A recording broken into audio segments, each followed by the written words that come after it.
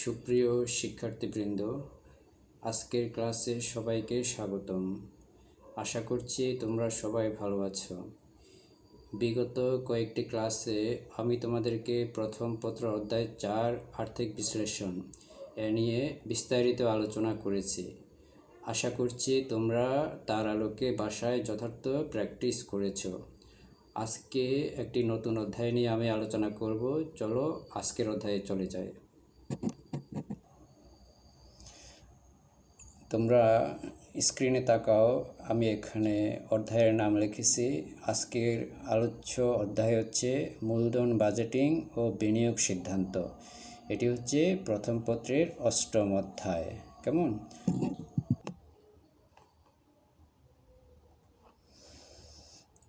দেখো, মূলধন বাজেটিং সম্পর্কে লেখা আছে, একটু দেখো। স্থায়ী সম্পত্তিতে মূলধন বিনিয়োগের প্রক্রিয়াকে মূলধন বাজেটিং বলা হয়। এই প্রক্রিয়ার মাধ্যমে প্রতিষ্ঠানের স্থায়ী সম্পত্তি যেমন জমি, দালানকোঠা, যন্ত্রপাতি, আসবাবপত্র ইত্যাদি ক্রয় থেকে শুরু করে এসব সম্পত্তির প্রতিস্থাপন, ব্যবসার সম্প্রসারণ যেমন নতুন মেশিন স্থাপন, উৎপাদন পদ্ধতির আধুনিকায়ন এবং অন্যান্য দীর্ঘমেয়াদী বিনিয়োগ সিদ্ধান্তের আয় ব্যয় প্রাক্কলন করে লাভের সম্ভাব্যতা বিশ্লেষণ করে তদনুসারে সিদ্ধান্ত গ্রহণ করা হয়। অর্থাৎ তোমার দীর্ঘমেয়াদী যে কোনো বিনিয়োগ সিদ্ধান্ত গ্রহণের ক্ষেত্রে মূলধন বাজেটিং ব্যবহার করা হয়। কেমন? মূলধন বাজেটিংয়ের কিছু বৈশিষ্ট্য দেখো। মূলধন বাজেটিং হলো মূলত একটি দীর্ঘমেয়াদী পরিকল্পনা। কেমন? তারপর দীর্ঘমেয়াদী বিনিয়োগ সিদ্ধান্ত গ্রহণের জন্য এ প্রক্রিয়া ব্যবহৃত হয়। তারপর বিভিন্ন বিকল্প প্রকল্প হতে সর্বোত্তম প্রকল্প নির্বাচনই মূলধন বাজেটিংয়ের অন্যতম কাজ। তোমার বিনিয়োগ করতে গেলে তোমার সম্ভাব্য কয়েকটা প্রকল্প নিয়ে চিন্তাভাবনা করতে হয়। তারপরে বেশ কিছু পদ্ধতি রয়েছে, সেই পদ্ধতিগুলো অনুসরণ করে কোন প্রকল্পে বিনিয়োগ সবচেয়ে বেশি লাভজনক সেটা নির্ধারণ করে তারপরে বিনিয়োগ সিদ্ধান্ত নিতে হয়। কেমন? তারপরে হচ্ছে প্রাথমিক বিনিয়োগ বা নগদ বহিঃপ্রবাহ এবং ভবিষ্যতে একটি নির্দিষ্ট সময় পর পর নগদ আন্তঃপ্রবাহের সাথে তুলনা করা মূলধন বাজেটিংয়ের আরেকটি কাজ। দেখো, তোমার এই যে প্রাথমিক যে বিনিয়োগ, হ্যাঁ, এটাকে নগদ বহিঃপ্রবাহ বলা যায়। হ্যাঁ, নগদ বহিঃপ্রবাহ। এবং এই যে তুমি বিনিয়োগ করার পরে তোমার প্রতি বছর একটা নির্দিষ্ট পরিমাণ আয় প্রতিষ্ঠানে আসবে। কেমন? এই যে তোমার ভবিষ্যৎ সময়ে যে আয়টা প্রতিষ্ঠানে আসবে সেটা আন্তঃপ্রবাহ। প্রতিষ্ঠানে যে অর্থটা আসবে সেটা আন্তঃপ্রবাহ এবং ভবিষ্যতের আন্তঃপ্রবাহের সাথে যে প্রাথমিক বিনিয়োগ তার তুলনা করতে হবে। কেমন? তুলনা করা মূলধন বাজেটিংয়ের গুরুত্বপূর্ণ কাজ। এক্ষেত্রে তোমার ভবিষ্যতের আন্তঃপ্রবাহের সাথে প্রাথমিক বিনিয়োগ বা নগদ বহিঃপ্রবাহের তুলনা করে তোমার বিনিয়োগ সিদ্ধান্তটি লাভজনক নাকি লাভজনক নয় সেটা সিদ্ধান্ত নিতে হয়। এক্ষেত্রে তোমাদেরকে প্রকল্প সম্পর্কে একটু ধারণা রাখতে হবে।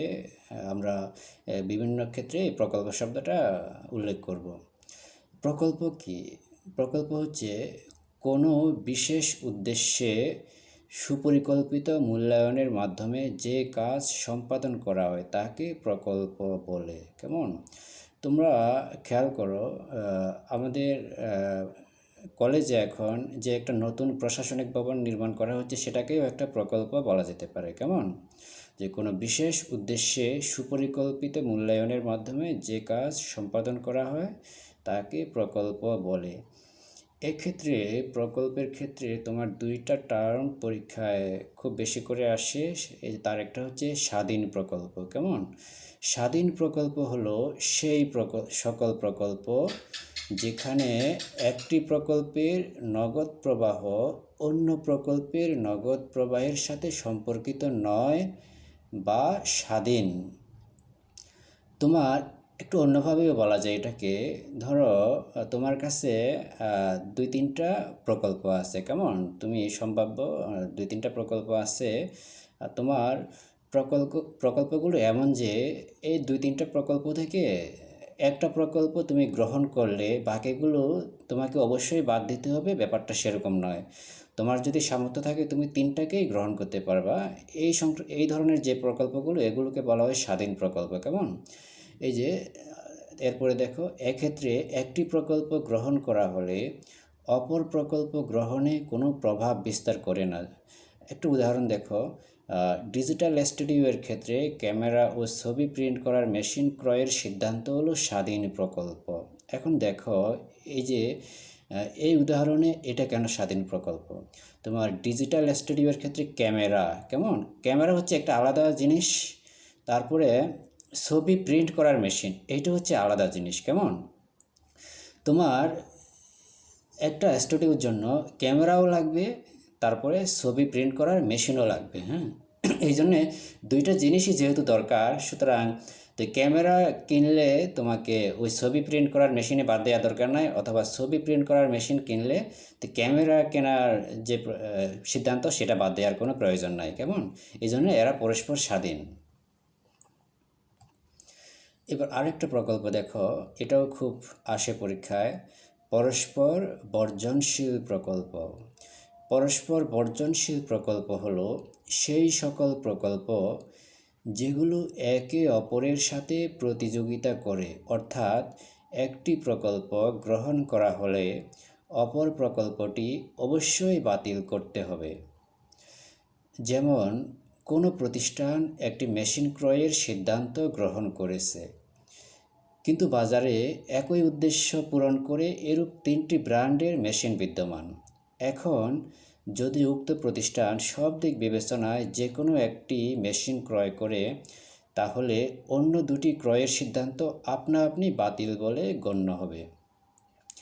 এখন দেখো, এটাকে আরেকটু সহজভাবে একটু বলি আমি।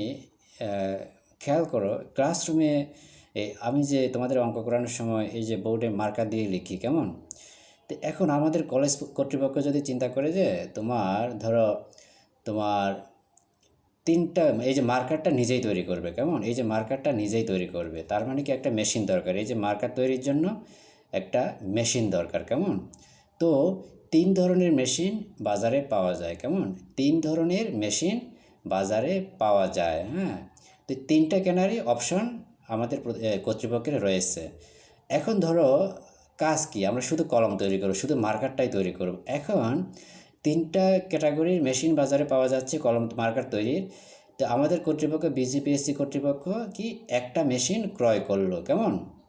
তার সাথে সাথে কি আরও 2টা মেশিন যে বাজারে পাওয়া যায় সেই 2টা বাতিল, সেই 2টা আর কি ক্রয় করার দরকার নাই। কেন দরকার নাই? কারণ তো একটা মেশিনই যথেষ্ট, কেমন? একটা মেশিনেই মার্কার তৈরি হয়ে যাবে। আর একই মেশিন মানে একই কাজ করে এই ধরনের মেশিন, বাড়তি মেশিনের কোনো দরকার নেই। এগুলো হচ্ছে পরস্পর বর্জনশীল, একটা গ্রহণ করলে বাকিগুলো অটোমেটিক বাতিল হয়ে যাবে। এখন দেখো এই যে মূলধন বাজেটিংয়ের আওতা, কেমন? মূলধন বাজেটিং সিদ্ধান্তের ক্ষেত্রে কোনটা কোনটা পড়ে দেখো। নতুন বিনিয়োগের ক্ষেত্রে মূলধন বাজেটিংয়ের প্রয়োগ করতে হয়, কেমন? দেখো, নতুন ব্যবসা শুরু করতে গেলে কী লাগে? স্থায়ী সম্পত্তি, যেমন জমি, দালান কোঠা, যন্ত্রপাতি, আসবাবপত্র ইত্যাদি ক্রয় করতে হয়, কেমন? তারপরে দেখো একটা উদাহরণ দেওয়া আছে, ফটোকপি ও কম্পোজের দোকানের মালিককে তার ব্যবসা শুরু করার সময় কি ফটোকপি মেশিন ও কম্পিউটার ক্রয়ের সিদ্ধান্ত নিতে হয়, হ্যাঁ। তারপরে কি অনুরূপভাবে বড় ব্যবসা প্রতিষ্ঠানের জন্য জমি, দালান কোঠা, কারখানা নির্মাণ, মেশিনারিজ ক্রয় ইত্যাদি সিদ্ধান্ত নিতে হয়, কেমন? তো এই যে কোনো ব্যবসা প্রতিষ্ঠানের এসব সম্পত্তি ক্রয়ের সিদ্ধান্ত গ্রহণের ক্ষেত্রে মূলধন বাজেটিং প্রয়োগ করা হয়, কেমন? ওই যে মূলধন বাজেটিংয়ের যা যা নিয়ম সেগুলো প্রয়োগ করতে হয়। সামনে অনেক কিছু বিষয় আছে, তোমরা দেখবে। তারপরে কি সম্পত্তির পুনঃস্থাপন বা প্রতিস্থাপন, কেমন? সম্পত্তির পুনঃস্থাপন বা প্রতিস্থাপনের ক্ষেত্রেও এই যে মূলধন বাজেটিংয়ের ধারণা প্রয়োগ করতে হয়। তো দীর্ঘদিন ব্যবহারের ফলে অথবা প্রযুক্তিগত পরিবর্তনের ফলে প্রতিষ্ঠানের বর্তমান সম্পত্তিকে পুনঃস্থাপন বা প্রতিস্থাপনের প্রয়োজন পড়ে।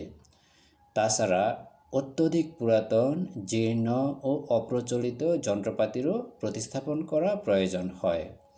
এ ধরনের প্রকল্প বা প্রস্তাবসমূহ মূল্যায়নে মূলধন বাজেট বেশ কার্যকরী ভূমিকা রাখে। একটা উদাহরণ দেখো, এবিসি কোম্পানি তাদের পুরাতন মেশিনটি দীর্ঘদিন ব্যবহারের পর একটি নতুন মেশিন ক্রয়ের মাধ্যমে তা প্রতিস্থাপন করার চিন্তা করছেন।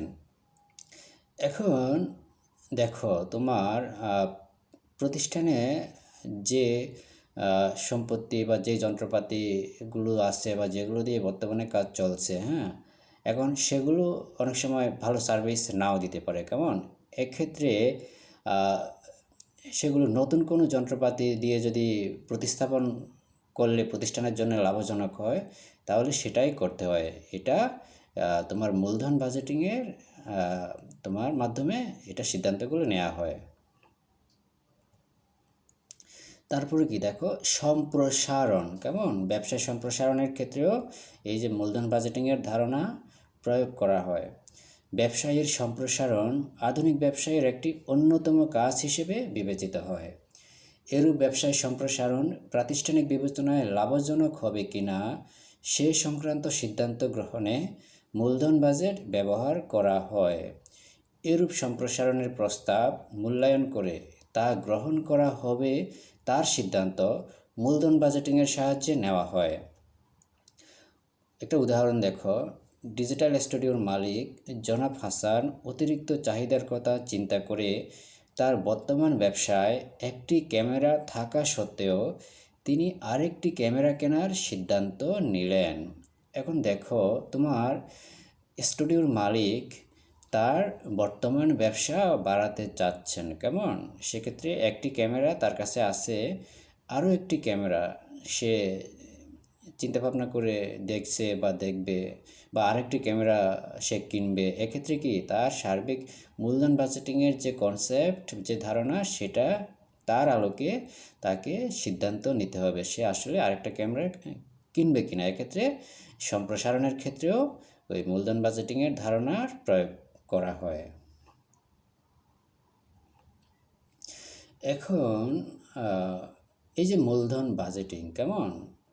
মূলধন বাজেটিংয়ের প্রক্রিয়া বা ধাপ, কোন কোন ধাপের মাধ্যমে এই মূলধন বাজেটিং কার্যক্রমটা সম্পন্ন হয় সেটা আমরা দেখব এখন।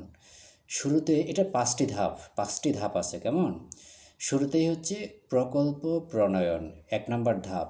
এই তোমাদের অনেক সময় পরীক্ষায় মূলধন বাজেটিংয়ের ধাপগুলো চাইতে পারে। কেমন? এক্ষেত্রে তোমার যে 5টি ধাপ আছে এগুলো সিরিয়ালি লিখবা। কেমন? এই ধাপের ক্ষেত্রে সিরিয়ালি লিখতে হয়। তো 1 নম্বর ধাপ হচ্ছে প্রকল্প প্রণয়ন। এখন প্রকল্প প্রণয়নটা কি? হ্যাঁ, দেখো, এটা জাস্ট একটা তুমি কোনো একটা কিছু নিয়ে চিন্তা করলা, হ্যাঁ, মানে আমি এই মানে এই জায়গায় বিনিয়োগ করব, হ্যাঁ, এই বিজনেসটা করব, এই সংক্রান্ত। ধরো, এই যে প্রকল্প প্রস্তুতকরণ হতে পারে সম্পূর্ণ নতুন কোনো প্রকল্প গ্রহণ, অথবা চলতি কার্যমাত্রা বর্ধিতকরণ, অথবা যন্ত্রপাতি পুনঃস্থাপন, অথবা পণ্য লাইনে নতুন পণ্যের সংযোজন, অথবা উৎপাদন ব্যয় হ্রাস ইত্যাদি। তবে প্রকল্প যাই হোক না কেন, এ পর্যায়ে একটি প্রকল্প প্রণয়নের পরিকল্পনা গ্রহণ করা হয় এবং বিভিন্ন দৃষ্টিকোণ হতে তার সম্ভাব্যতা পর্যালোচনা করা। মোট কথা হচ্ছে তারা কিছু প্রকল্পের কথা ভাবে, হ্যাঁ, কোনো বিনিয়োগ ক্ষেত্রের কথা ভাবা হয়। এখন দেখো, প্রকল্প প্রণয়নের ক্ষেত্রে, এখন প্রকল্প প্রণয়ন করার পরে সেটা কিছুটা প্রাথমিক যে মূল্যায়ন, হ্যাঁ, বেশ কিছু দৃষ্টিকোণ থেকে প্রাথমিকভাবে মূল্যায়ন করতে হয়। সেগুলো একটু দেখো, কোন কোন বিষয়গুলো একটু ভাবতে হয়। যেমন অর্থনৈতিক সম্ভাব্যতা পর্যালোচনা করতে হবে, তারপরে কি বাণিজ্যিক ভিত্তিতে মুনাফা অর্জনের সম্ভাব্যতা বিশ্লেষণ করতে হবে, কী পরিমাণ মুনাফা আসতে পারে সেটা বুঝতে হবে। তারপর কি প্রকল্পের কার্যকাল পর্যালোচনা, সেটা ভাবতে হবে, তোমার কত বছর যাবৎ এই প্রকল্পটা তোমার চলবে। তারপরে কারিগরি সম্ভাব্যতা পরীক্ষা, তোমার হচ্ছে এই যে তার কার্যক্রম সম্পর্কে, তোমার হচ্ছে সেটা যন্ত্রপাতি সম্পর্কিত বিষয়গুলা, হ্যাঁ, তোমার সেট আপের বিষয়গুলো, এগুলো ভাবতে হবে। তারপরে রাজনৈতিক সম্ভাব্যতা বিশ্লেষণ, কেমন, তারপরে রাজনৈতিক পরিস্থিতির কারণে ওটার উপর, প্রকল্পের উপর কোনো প্রভাব পড়তে পারে কি না, এগুলো ভাবতে হবে। তারপরে সর্বোপরি এই প্রকল্পটা জাতীয় অর্থনীতিতে কী অবদান রাখবে সেটাও একটু ভাবতে হবে। এরপরে হচ্ছে তোমার প্রকল্প মূল্যায়ন, মূলধন বাজেটিংয়ের 2 নং ধাপ। মূলধন বাজেটিংয়ের 2 নং ধাপ হচ্ছে প্রকল্প মূল্যায়ন। এটাকে একটু দুইটি স্তরে, দুইটা ভাগে ভাগ করে একটু বিষয়টা, কাজটা করতে হবে, কেমন। তো সেটা কি প্রথমে কি ভাবতে হবে, তোমার যে প্রকল্প নিয়ে ভাবা হচ্ছে সেটা সম্পর্কে কি প্রকল্পের ব্যয় ও মুনাফা নিরূপণ, প্রকল্পের ব্যয় সম্পর্কে একটু ভাবতে হবে। তারপরে কি পরিমাণ মুনাফা আসতে পারে সেটা নিয়েও একটু ভাবতে হবে। এক্ষেত্রে প্রকল্পের জন্য নগদের বহিঃপ্রবাহ এবং উক্ত প্রকল্প হতে নগদের আন্তঃপ্রবাহের মধ্যে সময়ের ব্যবধান অনেক। একটা বিষয় খেয়াল করো, তোমার প্রকল্পটা ধরো এখন বা এই বর্তমান সময়ে বাস্তবায়ন করা হবে, কেমন, তোমার আর আন্তঃপ্রবাহ বা আয় আসবে প্রতিষ্ঠান থেকে ভবিষ্যৎ সময়ে, 1 বছর পরে, 2 বছর পরে, 5 বছর পরে, 10 বছর পরে, হ্যাঁ। এক্ষেত্রে তোমার সময়ের ব্যবধান রয়ে গেছে, কেমন। তাছাড়া কি ভবিষ্যৎ সবসময় অনিশ্চিত, তাই নগদ প্রাপ্তির অনুমান অত্যন্ত জরুরি। তোমার কী পরিমাণ নগদ প্রবাহ ঘটতে পারে, কোন সময়ে ঘটতে পারে, সেগুলো একটু ভালোভাবে ভাবতে হবে। তারপরে কি এক্ষেত্রে প্রকল্পে নিয়োজিত ব্যয় এবং ভবিষ্যৎ নগদের আন্তঃপ্রবাহ অনুমান করে যদি ব্যয় আয়ের তুলনায় কম হয় তাহলে প্রকল্পটি গ্রহণ করা যেতে পারে, অন্যথায় উক্ত প্রকল্প গ্রহণ না করাই উত্তম বলে বিবেচিত হবে। এক্ষেত্রে কি তোমাকে কি বলা হচ্ছে তোমার এই যে বিনিয়োগ করার পরে, হ্যাঁ, উক্ত প্রকল্প থেকে তোমার ভবিষ্যতে তার আয়ুষ্কাল পর্যন্ত যে পরিমাণ আন্তঃপ্রবাহ বা আয় আসবে, সেই আয়টা ব্যয়ের চেয়ে, যে পরিমাণ ব্যয় করা হচ্ছে সেই ব্যয়ের চেয়ে বেশি কিনা, যদি আয়টা ব্যয়ের চেয়ে বেশি হয় তাহলে বিনিয়োগের সিদ্ধান্ত নেওয়া যেতে পারে। তারপরে দেখো এই যে পরবর্তী অংশ, প্রকল্প মূল্যায়নের আরেকটা যেটা অংশ, সেটা দেখো, প্রকল্প মূল্যায়নের জন্য যথোপযুক্ত কৌশল বা পদ্ধতি নির্ধারণ ও ব্যবহার, কেমন। সামনের আলোচনায় এই সংক্রান্ত বিস্তারিত আলোচনা আছে, এখন একটু ধারণা রাখো। এক্ষেত্রে প্রকল্পটি লাভজনক বলে মনে হলে কোন পদ্ধতিতে তা মূল্যায়ন করা হবে তা নির্ধারণ করা হয়, কারণ প্রকল্পটি যথাযথভাবে ও সঠিক পদ্ধতিতে মূল্যায়ন করা না হলে অনেক সময় ভবিষ্যৎ অনুমান সঠিক হয় না এবং প্রতিষ্ঠান ব্যাপক ক্ষতির সম্মুখীন হয়। তো মূলধন বিনিয়োগ প্রকল্প মূল্যায়নের জন্য সাধারণত নিম্নোক্ত পদ্ধতিগুলো অনুসরণ করো। এখন বিষয়টা খেয়াল করো, তোমাকে শুধুমাত্র অনুমানের ভিত্তিতেও তোমার কোনো সিদ্ধান্ত নেওয়া যাবে না। তোমার হচ্ছে একেবারে অনুমান তো করতেই হবে, তার সাথে তোমার বিশেষ পদ্ধতি অবলম্বন করে তোমাকে হিসেব করতে হবে, কেমন। বিশেষ পদ্ধতি অবলম্বন করে তোমাকে গাণিতিকভাবে হিসেব করে দেখতে হবে তোমার আসলে সার্বিকভাবে কী অবস্থা, হ্যাঁ, কী পরিমাণ আন্তঃপ্রবাহ ঘটবে বা তোমার ব্যয়ের সাপেক্ষে কী পরিমাণ আয় হচ্ছে বা কী পরিমাণ আয় হচ্ছে, হ্যাঁ, তোমার সামনে এগুলো নিয়ে বিস্তারিত আলোচনা হবে। তারপর সব কিছু সার্বিক বিবেচনায় যদি তোমার গ্রহণযোগ্য মনে হয় তাহলেই তোমার হচ্ছে প্রকল্প গ্রহণ করতে হয়। এখন হচ্ছে এই যে মূল্যায়নের ক্ষেত্রে, প্রকল্প মূল্যায়নের ক্ষেত্রে যে কয়টি পদ্ধতি রয়েছে সেগুলো একটু দেখো, কয়েকটা এখানে উল্লেখ করা আছে। বিনিয়োগ পরিশোধ কাল পদ্ধতি, কেমন। এখন এগুলো নিয়ে সামনে আলোচনা আছে সবকটা সম্পর্কে। বিনিয়োগ পরিশোধ কাল হচ্ছে তোমার ধরো এই যে পরিমাণ টাকা এখন ওই যে প্রস্তাবিত প্রকল্পে বিনিয়োগ করা হচ্ছে, সেই টাকা আসলে উঠে আসতে কত বছর সময় লাগবে, কেমন? এগুলো হচ্ছে গাণিতিকভাবে নির্ধারণ করতে হয়। তারপরে নিট বর্তমান মূল্য পদ্ধতি, কেমন? এটা সম্পর্কে বেশ কিছু আলোচনা সামনে থাকবে। এটা হচ্ছে তোমার ভবিষ্যতে যে আন্তঃপ্রবাহ ঘটবে, কেমন? প্রকল্প থেকে ভবিষ্যতে যে আন্তঃপ্রবাহগুলো ঘটবে সেগুলোর বর্তমান মূল্যের সমষ্টি এবং প্রাথমিক বিনিয়োগের যে তফাৎ, সেটাই হচ্ছে নিট বর্তমান মূল্য, কেমন? এক্ষেত্রে তোমার নিট বর্তমান মূল্য যদি ধনাত্মক হয় তাহলে প্রকল্প গ্রহণ করা হয় আর কি। তারপরে কি মুনাফা অর্জন দক্ষতা সূচক পদ্ধতি, কেমন?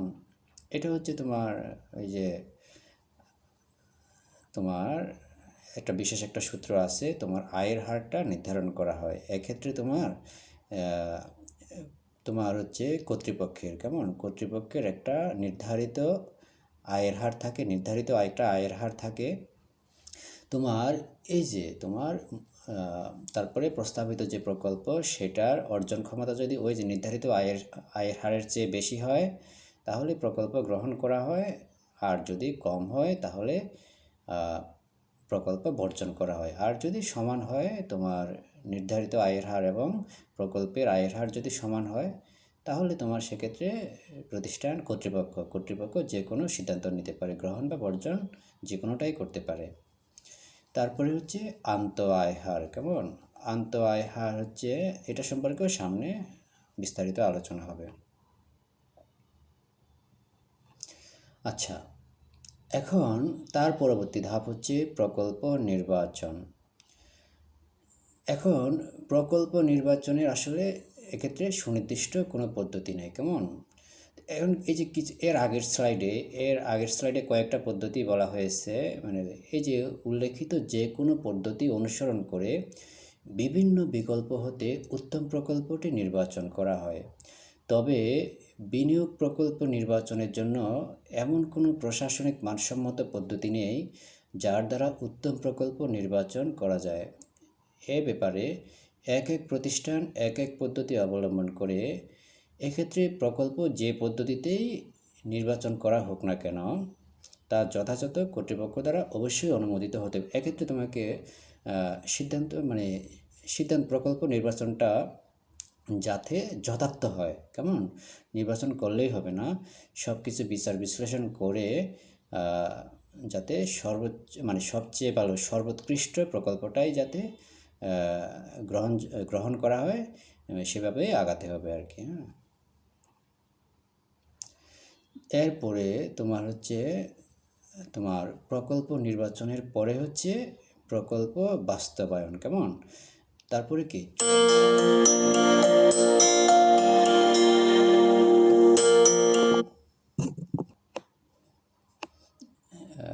দেখো, এক্ষেত্রে তোমার চূড়ান্ত অনুমোদন লাভের পর মূলধন জাতীয় ব্যয়ের জন্য তহবিল বণ্টন করা হয়। মূলধন জাতীয় ব্যয়ের বণ্টন সম্পর্কিত পরিকল্পনাই হলো মূলধন বাজেট। প্রকল্প বাস্তবায়ন কমিটি বা সংশ্লিষ্ট উচ্চ পর্যায়ের ব্যবস্থাপনা কর্তৃপক্ষকে সবসময় সজাগ দৃষ্টি রাখতে হয় যাতে মূলধন বাজেট অনুযায়ী যথাযথভাবে প্রকল্পের তহবিল ব্যবহৃত হয়। এক্ষেত্রে তোমার কর্তৃপক্ষ সচেষ্ট থাকে তোমার প্রস্তাবিত প্রকল্পটি, তোমার যে প্রকল্পটিকে নির্বাচন করা হয়েছে সেটার বাস্তবায়নের জন্য সচেষ্ট থাকে এবং এর জন্য তোমার যে পরিমাণ তহবিল বণ্টন করা হয় সেই তহবিলের আলোকে যাতে কাজটা সুষ্ঠুভাবে সম্পন্ন হয় সেভাবে সজাগ দৃষ্টি রাখে। এরপরে তোমার প্রকল্প পুনর্মূল্যায়ন, কেমন? এটা হচ্ছে সর্বশেষ ধাপ। তোমার কি দেখো, তোমার সবার আগে কী হবে, প্রকল্প প্রণয়ন করা হয়েছে, তারপরে কি প্রকল্প মূল্যায়ন করা হয়েছে। প্রকল্প মূল্যায়নের পরে বিভিন্ন বিষয় পুঙ্খানুপুঙ্খ বিশ্লেষণ করে মূল্যায়ন করে তারপরে হচ্ছে প্রকল্প নির্বাচন করা হয়েছে। তারপরে কি নির্বাচনের পরে প্রকল্পটা বাস্তবায়ন করা হলো। কেমন? বাস্তবায়নের পরে এরপরে হচ্ছে পুনর্মূল্যায়ন। হ্যাঁ, এই সব কিছু বিষয়ে সব কিছু খুঁটিনাটি বিষয়গুলো দেখতে হবে। তারপরে সব কিছু ঠিক আছে কি না সেগুলো দেখে যদি নতুন কোনো সিদ্ধান্ত নেওয়ার থাকে নতুন করে আবার সিদ্ধান্ত নিতে হয়। দেখো কী লেখা আছে, এ পর্যায়ে কর্তৃপক্ষ প্রকল্প বাস্তবায়নের বিভিন্ন স্তরে এর কার্যক্রমকে মূল্যায়ন করে থাকে। এরূপ মূল্যায়নে যদি কোনো অসঙ্গতি পরিলক্ষিত হয় তা তাৎক্ষণিকভাবে সংশোধনের ব্যবস্থা করা হয়। এখন এই যে তোমার মূলধন বাজেটিংয়ের যে ধাপ বলেছি, কেমন? সেখানে 2 নম্বর ধাপ ছিল কি প্রকল্প মূল্যায়ন। কেমন? প্রকল্প মূল্যায়ন। এখন তোমার প্রকল্প মূল্যায়নটা তোমার এখন প্রকল্প মূল্যায়ন সম্পর্কে আমরা একটু জানবো। কেমন?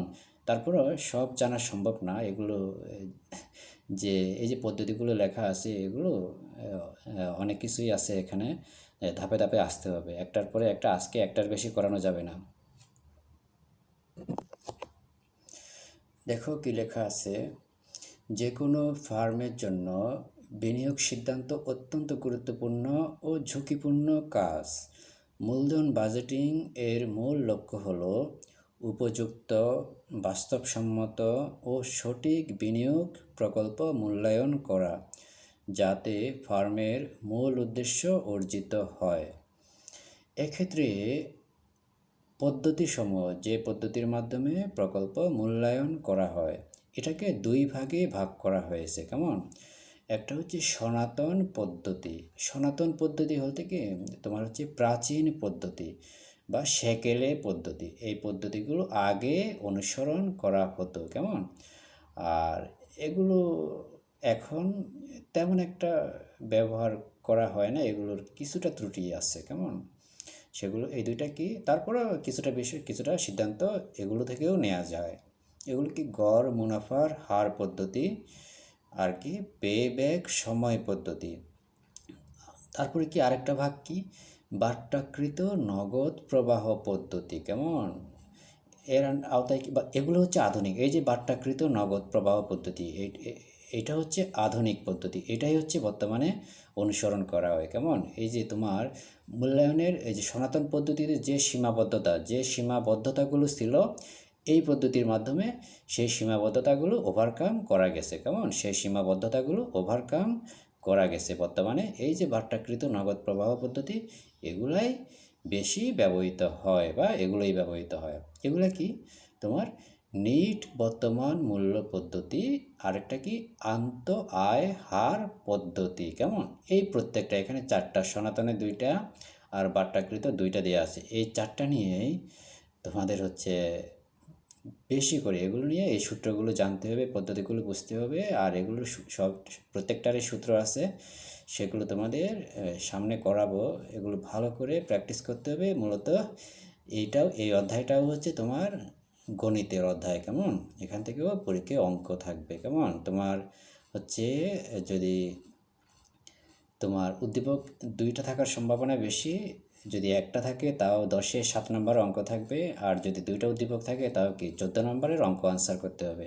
আর অঙ্কগুলো কিসের ভিত্তিতে হবে? এই যে পদ্ধতি সনাতন পদ্ধতি, বাট্টাকৃত নগদ প্রবাহ পদ্ধতি, এই পদ্ধতিগুলোর আলোকে যে অঙ্কগুলো আছে সেই অঙ্কগুলোই পরীক্ষায় করতে হবে। কেমন? সেগুলো সামনের ক্লাসে করাবো। এখন এই যে তোমার প্রকল্প মূল্যায়নের যে পদ্ধতি বললাম 4টা উল্লেখ আছে আগের স্লাইডে, তার একটা সম্পর্কে আজকে একটু আলোচনা করব। কেমন? শুরুতেই কি দেখো ওই যে তার একটা কি প্রথমটা কী ছিল, গড় মুনাফার হার পদ্ধতি। এটাকে ইংলিশে ARR কী হবে, অ্যাভারেজ রেট অফ রিটার্ন। কেমন? অ্যাভারেজ রেট অফ রিটার্ন পদ্ধতি। এটা কি কোনো প্রকল্পের গড় কর পরবর্তী নিট মুনাফাকে গড় বিনিয়োগ দ্বারা ভাগ করলে যে হার পাওয়া যায় তাকে গড় মুনাফার হার বলে। কেমন? পরবর্তী স্লাইডে আমি এগুলোর যে সূত্রগুলো দেখাবো, এখন জাস্ট সংজ্ঞাগুলো দেখো। এখন আবার তোমার আহ, এই যে তোমার গড় কর পরবর্তী নিট মুনাফা এটা কিভাবে আসে সেটাও বুঝতে হবে। তারপরে হচ্ছে তোমার গড় বিনিয়োগ কিভাবে আসে সেটাও বুঝতে হবে। দেখো তারপরে আলোচনায় প্রতি বছরের প্রত্যাশিত কর পরবর্তী মুনাফাকে মোট বছরের সংখ্যা দ্বারা ভাগ করলে গড় মুনাফা পাওয়া যায়। কেমন? এরপরে কি গড় বিনিয়োগ, দেখো বিনিয়োগকে 2 দিয়ে ভাগ করলে গড় বিনিয়োগ পাওয়া যাবে। আবার কি প্রকল্পের ভগ্নাবশেষ মূল্য দেয়া থাকলে প্রাথমিক বিনিয়োগের সাথে ভগ্নাবশেষ মূল্য যোগ করে তারপর 2 দিয়ে ভাগ করলে গড় বিনিয়োগ পাওয়া যাবে। আরও একটা বিষয় আছে, সেটা এখানে লেখা নাই। কেমন? সেটা হচ্ছে তোমার চলতি মূলধন বা কার্যকরী মূলধন যদি দেয়া থাকে সেক্ষেত্রে সেটাকে আবার সমন্বয় করতে হবে। কেমন? সেটা পরবর্তী স্লাইডে সূত্রে দেয়া আছে, তখন বলবো। এখন দেখো এই যে পূর্বের স্লাইডে যা বলা হলো সেগুলো এখন সূত্রের মাধ্যমে এই স্লাইডে দেয়া আছে। দেখো তোমার গড় মুনাফার হার কেমন সমান কি, উপরে কি থাকবে, গড় কর পরবর্তী নেট মুনাফা কেমন, আর কি নিচে গড় বিনিয়োগ আর কি ইন্টু 100। এখন দেখো এই যে গড় কর পরবর্তী নেট মুনাফা এটা কিভাবে বের করতে হয়, এটা দেখো কি লেখা আছে, সমান মোট কর পরবর্তী নেট মুনাফা ভাগ বছরের সংখ্যা। কেমন?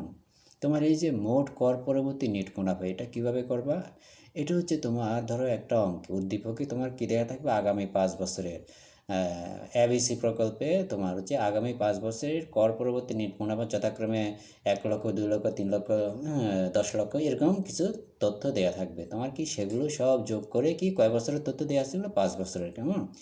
নিচে 5 বসাতে হবে, এইভাবেই করতে হবে। তারপরে গড় বিনিয়োগ। কেমন? এই যে গড় বিনিয়োগ তোমার যদি এই যে দেখো যে সূত্র লেখা আছে, যদি সূত্র এভাবে লিখবা, যদি ভগ্নাবশেষ মূল্য দেয়া না থাকে। কেমন? তার মানে সেক্ষেত্রে ভগ্নাবশেষ মূল্য না লিখলেও কোনো সমস্যা নাই, বা লিখলেও শূন্য, ভগ্নাবশেষ মূল্য শূন্য বসালে হবে।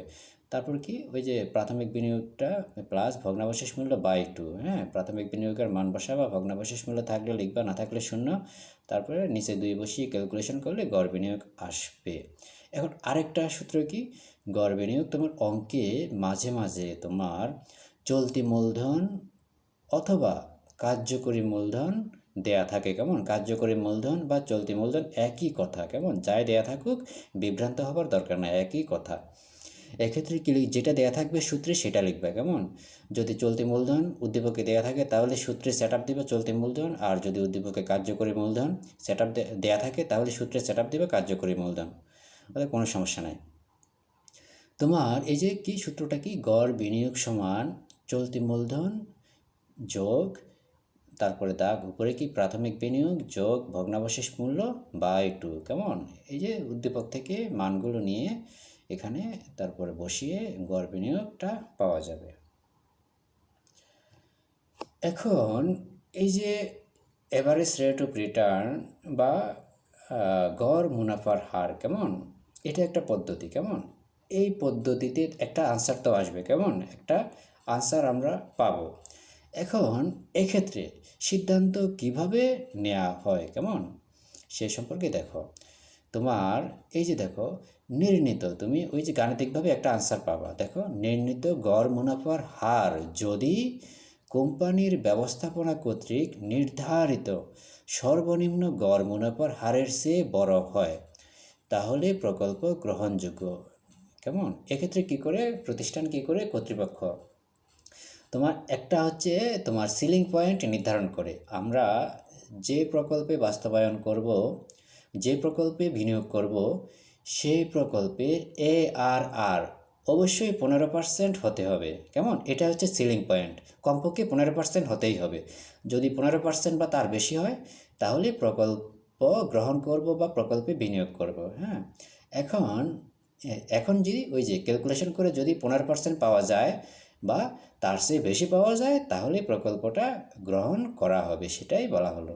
এরপরে কি দেখো, নির্ণীত গড় মুনাফার হার যদি কোম্পানির ব্যবস্থাপনা কর্তৃক নির্ধারিত সর্বনিম্ন গড় মুনাফার হারের চেয়ে ছোট হয়, তাহলে প্রকল্পটি বর্জন করা হয়। তার মানে কি, ওই যে বললাম তোমার হচ্ছে কর্তৃপক্ষ একটি কি সিলিং পয়েন্ট নির্ধারণ করেছে, মানে ন্যূনতম 15% হতেই হবে।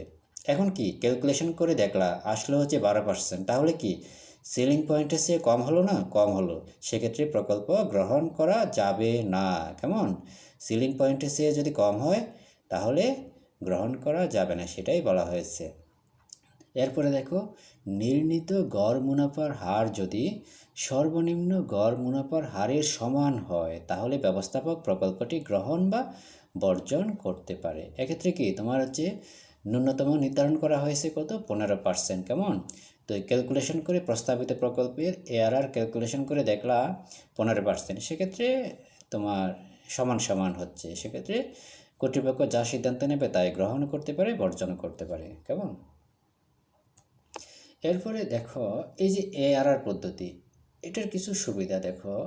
এই পদ্ধতিটা সহজে বোঝা যায় এবং গড় মুনাফার হার সহজেই নির্ণয় করা যায়, কারণ সূত্রে তেমন কোনো জটিলতা নাই, এটা একটু সহজ। তারপরে কি প্রতিষ্ঠানের আর্থিক বিবরণের তথ্য হতে এটি সহজেই নির্ণয় করা যায়। তারপরে কি এই পদ্ধতিতে প্রকল্পের শুরু থেকে শেষ পর্যন্ত সকল বছরের আয় বিবেচনা করা হয়। কেমন? ওই যে প্রকল্পটার আয়ুষ্কাল অনুযায়ী শুরু থেকে শেষ পর্যন্ত সব বছরের আয়টা হিসেবে আনা হয়। তারপরে কি একটি ফার্মের স্বল্পমেয়াদী কার্যদক্ষতা পরিমাপে এ পদ্ধতি ব্যবহার করা হয়।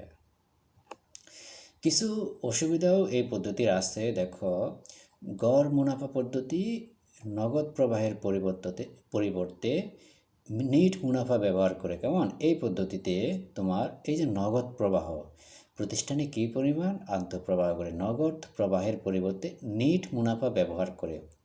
এই যে নিট মুনাফার কিছু সীমাবদ্ধতা আছে। কেমন? এখন নিট মুনাফা বেশি হলেই যে প্রতিষ্ঠানের অবস্থা ভালো তা কিন্তু না। কেমন? এটার বেশ কিছু বিষয় আছে, সীমাবদ্ধতা আছে। সেই সীমাবদ্ধতা আছে বলে অনেকে পদ্ধতিটিকে নির্ভরযোগ্য মনে করে না। কেমন? তারপর কি পদ্ধতিটি অর্থের সময় মূল্যকে বিবেচনা করে না। অর্থের সময় মূল্য, এটা হচ্ছে খুবই গুরুত্বপূর্ণ বিষয়। কেমন? এখন এই পদ্ধতির ক্ষেত্রে এই সময় মূল্য বিবেচনা করা হয় না। দেখো, যে কোনো বিনিয়োগ সুযোগ বা প্রকল্পের নগদ প্রবাহ কি ভবিষ্যৎ বছরগুলো থেকে আসে, ভবিষ্যতে আসবে। আন্তঃপ্রবাহ করবে কি ভবিষ্যতে। এখন কি আজকের 1 টাকা ভবিষ্যতের 1 টাকার সমান নয়। তারপর কি ভবিষ্যতে আগত নগদ প্রবাহের মূল্য সমান হয় না। কেমন? এই যে 1 বছর পরের 1 টাকা বা 1 লক্ষ টাকা, 1 বছর পরের 1 লক্ষ টাকা 2 বছর পরের 1 লক্ষ টাকার সমান নয়, বা 1 বছর পরের 1 লক্ষ টাকা 10 বছর পরের 1 লক্ষ টাকার সমান নয়, এগুলোর মূল্য চেঞ্জ হয়ে যায়। হ্যাঁ, কিন্তু এক্ষেত্রে কি দেখো, এই সূত্রের ক্ষেত্রে এই পদ্ধতিতে কি গড় মুনাফা পদ্ধতিতে সব নগদ প্রবাহ সমমূল্যের বিবেচনা করে, এটি পদ্ধতিটির সবচেয়ে বড় সীমাবদ্ধতা। কেমন? কি করা হচ্ছে, তোমার হচ্ছে 1 বছর পরে যে ইনকামটা আসতেছে, এখন সেটার যা মূল্য 10 বছর পরে যে ইনকামটা আসে সেটা মানে একই মূল্যের বিবেচনা করা হচ্ছে, কিন্তু বাস্তবতা একই মূল্য না। কেমন? এটাই হচ্ছে সবচেয়ে বড় সীমাবদ্ধতা। এখন এই যে সর্বশেষ ARR বা গড় মুনাফা অর্জন ক্ষমতা, এটা নিয়ে তোমার একটুকু সূত্র দেখালাম, তারপর এটা সম্পর্কে একটু বললাম। এখন এই পদ্ধতির উপর কিছু অঙ্ক তোমাদেরকে দেখাবো। কেমন? তোমরা স্ক্রিনে দেখো, সর্বশেষ যে পদ্ধতি দেখিয়েছি তোমাদেরকে বা আলোচনা করেছি সেই সংক্রান্ত একটা গাণিতিক সমস্যা। কেমন? এই গাণিতিক সমস্যাগুলো খুবই গুরুত্বপূর্ণ, পরীক্ষায় এগুলো খুব বেশি বেশি করে আসে। কেমন? এটা দেখো, একটি প্রকল্পের প্রাথমিক বিনিয়োগ 50,000 টাকা এবং ভগ্নাবশেষ মূল্য 5,000 টাকা।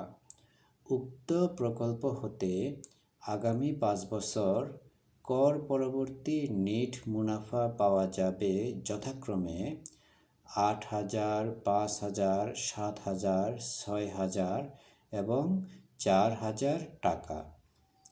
কোম্পানির ব্যবস্থাপনা কর্তৃক নির্ধারিত সর্বনিম্ন গড় মুনাফার হার 15%। এখন চাওয়া হয়েছে ক, প্রকল্পটির গড় মুনাফার হার নির্ণয় করো। খ, প্রকল্পটি কি গ্রহণ করা উচিত বিশ্লেষণ করো। এখন সমাধানের দিকে আসি। কেমন, ইতিমধ্যেই সূত্র তোমাদেরকে দেখিয়েছি। কেমন, বুঝতেই পারছো তোমরা এটা গড় মুনাফা হার বা ARR সম্পর্কিত একটা প্রশ্ন। কেমন, এখন দেখো শুরুতে ক এর সমাধান কি, গড় মুনাফার হার সমান কি, গড় কর পরবর্তী নেট মুনাফা বাই গড় বিনিয়োগ ইন্টু 100। কেমন, এক্ষেত্রে কি করতে হবে, তোমার আলাদা করে গড় কর পরবর্তী নেট মুনাফা বের করতে হবে। কেমন, তারপরে গড় বিনিয়োগ সেটাও বের করতে হবে, তারপরে সেগুলো আলাদা করে বের করে মূল সূত্রে মানগুলো বসাতে হবে। কেমন, এখন দেখো এবার এই যে গড় কর পরবর্তী নেট মুনাফা কীভাবে বের করতে হবে, দেখো মোট কর পরবর্তী নেট মুনাফা ভাগ বছরের সংখ্যা। কেমন, এবার এই যে মোট কর পরবর্তী নেট মুনাফা